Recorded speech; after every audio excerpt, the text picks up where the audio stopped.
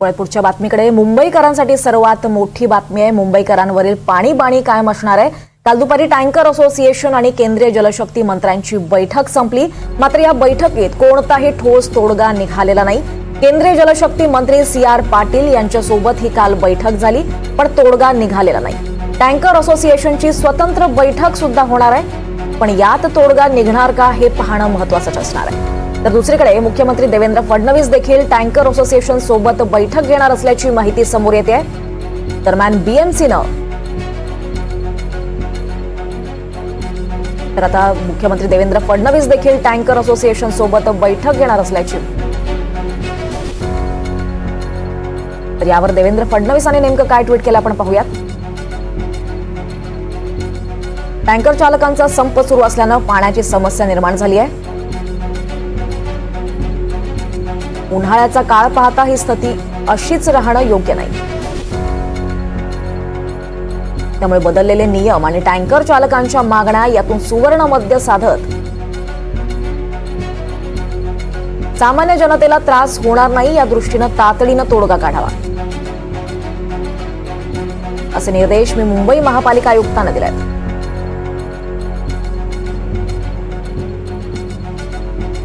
या संदर्भात अधिक माहिती घेऊयात। आपल्यासोबत आपल्या प्रतिनिधी जुई जाधव आहेत।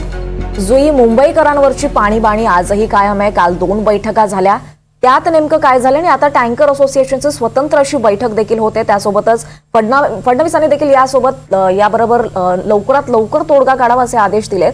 या संदर्भात नेमकी काय अपडेट्स आपल्याला मिळतात आहे? दीपाली, आजचा 3रा दिवस आहे वॉटर टँकर असोसिएशनच्या संपाचा। जोपर्यंत आमच्या मागण्या मान्य होत नाही तोपर्यंत आम्ही संप असाच चालू ठेवू, असं वॉटर टँकर असोसिएशनचं म्हणणं होतं। काल जर आपण पाहिलं तर मग जलशक्ती मंत्र्यांसोबत बैठक झाली, त्यासोबतच भाजपचे आमदार प्रवीण दरेकर देखील होते, मात्र या बैठकीमध्ये तोडगा निघालेला नाही। त्यानंतर मुख्यमंत्री देवेंद्र फडणवीस यांनी एक्स पोस्ट करत माहिती दिली की लवकरात लवकर तोडगा जो आहे तो निघाला गेला पाहिजे या टँकर असोसिएशनच्या संपावर। त्या अनुषंगाने मुंबई महानगरपालिकेचे आयुक्त भूषण गगराणी यांनी स्थगिती नोटीस काढली आहे। म्हणजेच 15 जून पर्यंत ज्या नोटिसेस पाठवल्या आहेत टँकर्सना त्यांना स्थगिती दिलेली आहे। जर आपण पाहिलं तर माझ्या मागे देखील टँकर्स आहेत। हे जे टँकर्स आहेत ते कन्स्ट्रक्शन साईटवर म्हणजे जिथे बांधकाम सुरू आहेत तिथे आहेत, मात्र हे टँकर्स केवळ उभे आहेत। हे टँकर्स पाणी जे पुरवायचं काम असतं त्यांचं ते पाणी पुरवलं जात नाही। त्यासोबतच इमारतींबाहेर देखील हे टँकर्स असेच उभे आहेत। जे अपेक्षित आहे या टँकर्समधून पाणी पुरवणं ती अपेक्षा पूर्ण केली जात नाही आहे, कारण का टँकर असोसिएशनचा संप आहे। एकीकडे जिथे मुंबई महानगरपालिकेने 15 जूनपर्यंत स्थगिती दिली आहे या टँकर असोसिएशनना जी नोटिसेस पाठवले त्यासाठी, त्यावर नेमकं टँकर असोसिएशन आज काय म्हणतंय हे पाहणं महत्त्वाचं राहणार आहे। आज त्यांची कुठली बैठक पार पडते का, किंवा ते नेमकं काय निर्णय घेत आहेत, त्यांचा हा जो संप आहे तो अखेरीस ते मागे घेत आहेत का, हे देखील पाहणं महत्त्वाचं राहणार आहे। अजून एक महत्त्वाची गोष्ट म्हणजे दीपाली की कालपर्यंत हा संप चालू होता तोपर्यंत अनेक हाल मुंबईकरांचे झाले। बहुतांश ठिकाणी जिथे बांधकामं सुरू होती ती बांधकामं स्थगित करण्यात आली, बांधकामं झाली नाही। अनेक ऑफिसेसमध्ये वर्क फ्रॉम होमचा पर्याय कर्मचाऱ्यांना सुचवण्यात आला, कारण का ऑफिसेसमध्ये पाणीच नसल्याने कर्मचारी येऊन तरी तिथे पाण्याशिवाय कसं काम करतील हा एक मोठा प्रश्नचिन्ह निर्माण झाला होता। त्यामुळे बहुतेकांना वर्क फ्रॉम होम देखील देऊ केलं गेलं होतं।